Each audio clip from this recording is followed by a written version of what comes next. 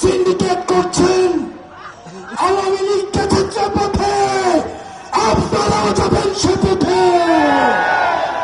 আওয়ামী লীগ ভারতে যাওয়ার সুযোগ পেয়েছে, আপনারা সেটাও পাবেন না। প্রিয় পঞ্চগড়বাসী, আপনাদেরকে সাক্ষী রেখে বলছি, যেই প্রশাসন দিয়ে, যেই পুলিশ দিয়ে মধ্যরাতে নির্বাচন হয়েছে, আমি ভার্সেস দামি ইলেকশন হয়েছে, সেই প্রশাসন এবং সেই পুলিশকে সংস্কার না করে আমরা আর কোন নির্বাচন আমরা আপাতত চাচ্ছি না। আমরা নির্বাচন চাই, কিন্তু সেই নির্বাচন হতে হবে সংস্কার সহ নির্বাচন। বাংলাদেশের রাজনৈতিক দলগুলোকে বলতে চাই, আপনারা যেভাবে টেনশন দিয়ে নির্বাচন চাচ্ছেন, ঠিক একইভাবে আপনারা বিচার এবং সংস্কারের জন্য টেনশন দিন।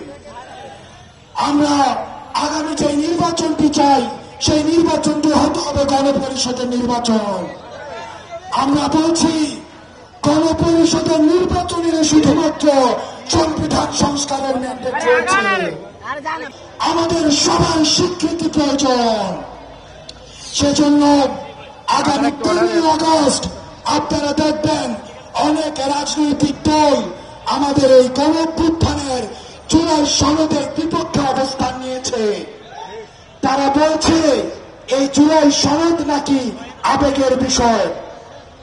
আমরা বলতে চাই, এই শিক্ষার্থীরা আবেগ দিয়ে রাস্তায় নেমে এসেছিল বলেই আওয়ামী লীগকে হটানো সম্ভব হয়েছিল। এতদিন পর্যন্ত আবেগহীন ভাবে আপনারা আওয়ামী লীগকে হটাতে পারেন নাই। সুতরাং এই আবেগের আমাদের স্বীকৃতি প্রয়োজন। আপনারা 3 আগস্ট যেভাবে গত বছর ঢাকায় গিয়েছেন, আমরা আবারও এই বছরের 3 আগস্ট জুলাই সনদের জন্য আবার আমরা একসাথে ঢাকামুখে যাত্রা করব। কিন্তু 24-এ এই গণঅভ্যুত্থানের পরেও আমরা দেখেছি চাঁদাবাজি অব্যাহত রয়েছে। পাথর শ্রমিকদের নিয়ে সিন্ডিকেট অব্যাহত রয়েছে।